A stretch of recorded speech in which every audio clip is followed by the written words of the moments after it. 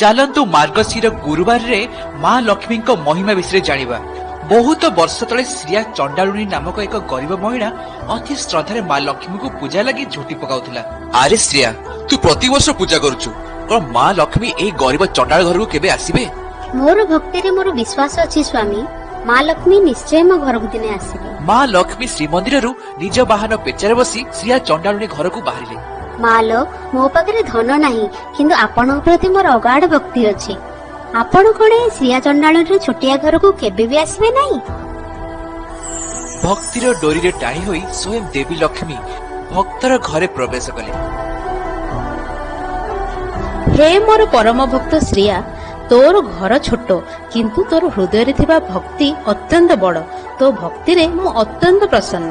ତୋର ମଙ୍ଗଳ ହେଉ। ଆପଣଙ୍କୁ ଦେଖି ମୋ ଜୀବନ ଧନ୍ୟ ହୋଇଗଲା ମହାଲକ୍ଷ୍ମୀ। ମତେ କିଛି ଖାଇବାକୁ ଦେବୁନି କି ରେ? ମା